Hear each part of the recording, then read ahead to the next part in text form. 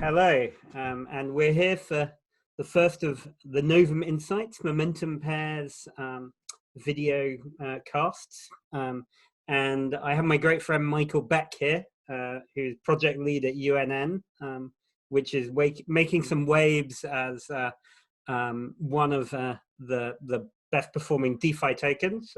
Michael, great to hear from you. Things seem to be going pretty well at UNN.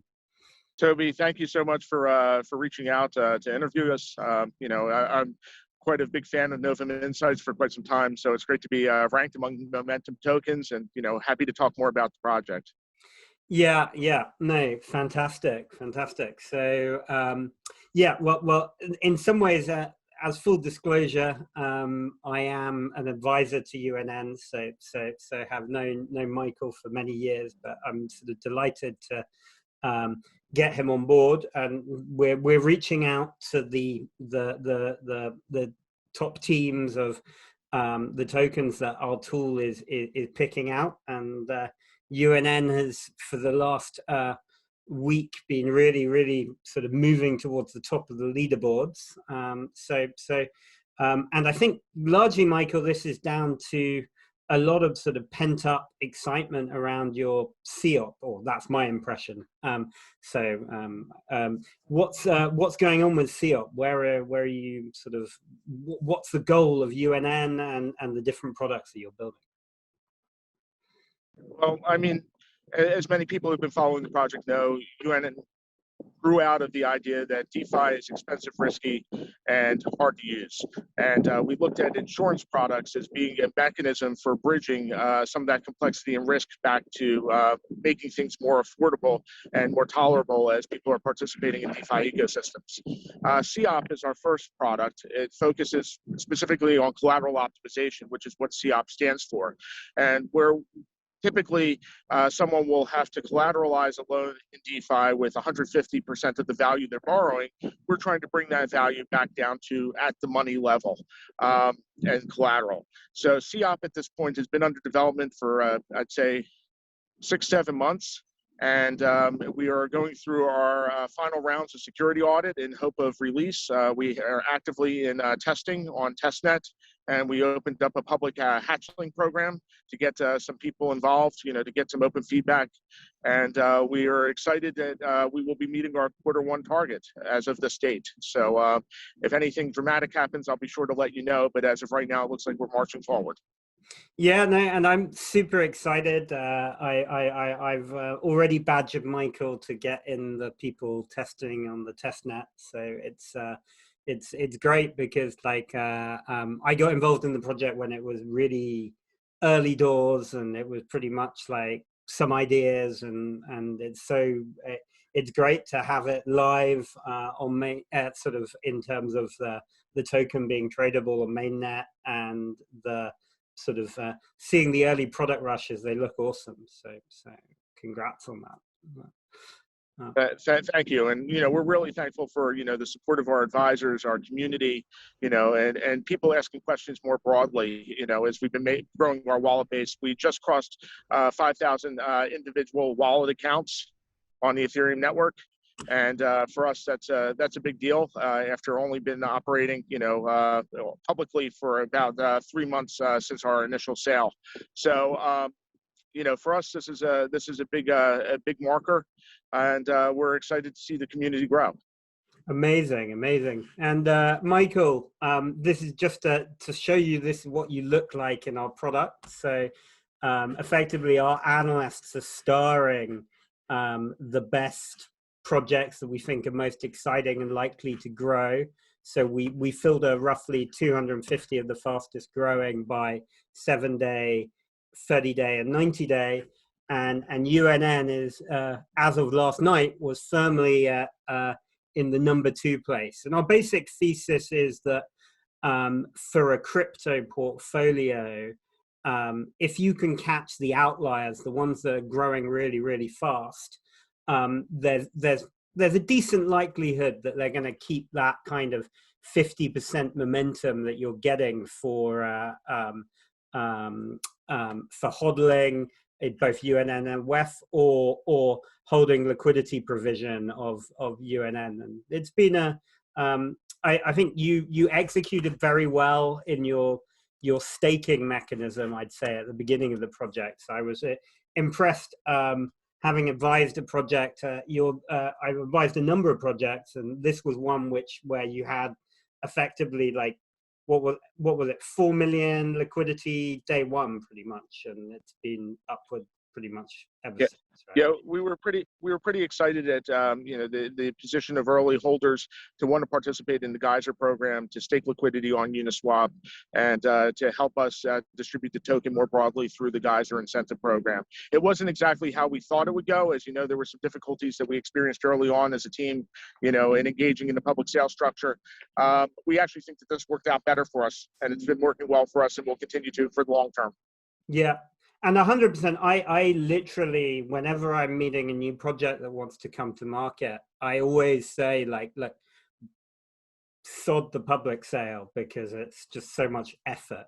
And you can list on Uniswap with a liquidity pool. And it really, my view was, the great thing is the key is not to burn retail, is my view in the crypto space. And there is a high risk with, like, the kind of FOMO momentum that gets created for a public sale, that you can rapidly turn, like, a little project, which I often think is that they're often pre-product things, and they can, if you build up too much hype, you can very rapidly become a pump and dump. And what I've loved about UNN is you hit milestones, and sometimes you're rewarded in the price of the token, right? And it seems to me a more sensible way to go about things, as all of these, like, everything in DeFi effectively is a startup, and it's very, very bad to burn retail, in my opinion.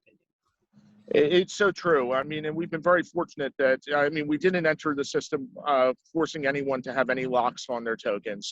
We did voluntarily lock the team. But what we found is, as people want to exit, they have exit, and it's created a broader base to reduce the volatility as the token's climbing upward. So that has worked in our interest. And we think that even as, Ethereum and Bitcoin have spiked and retraced, we're still showing, a progressive march forward.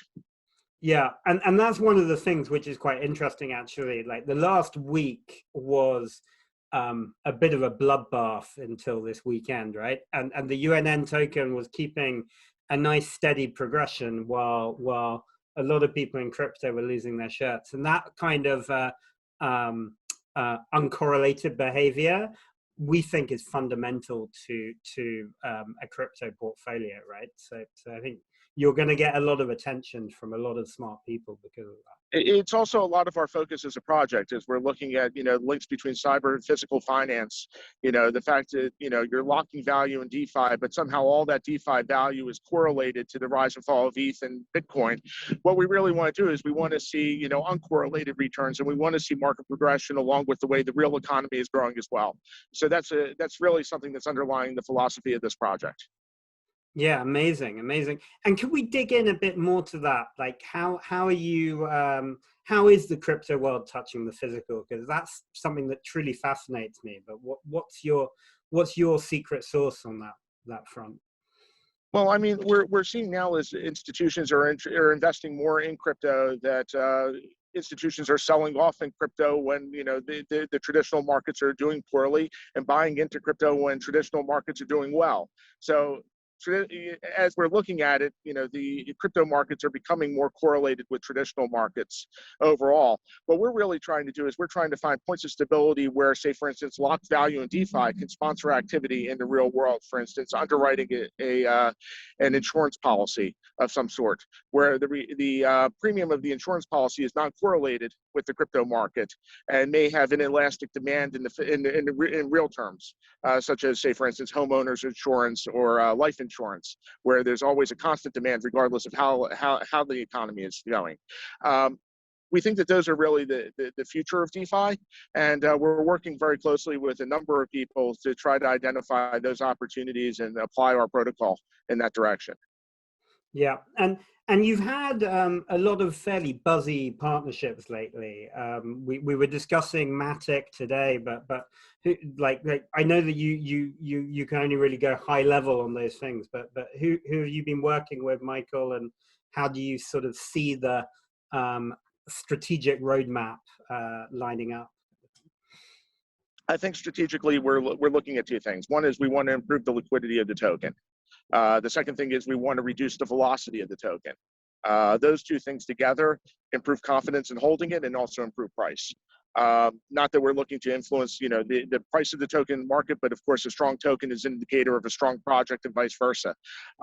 So the more parties that we're able to engage in our ecosystem, the more holders we're able to encourage to hold, the more that we're able to, attract in terms of the broader applicability of our vision.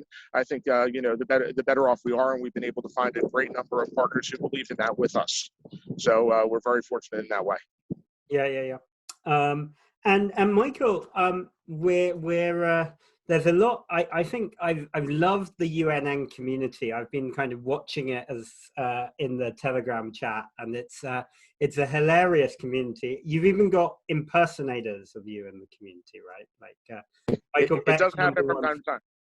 I even understand that we have a member of the team that's supposed to be impersonating me from time to time as well. So yes, it does happen.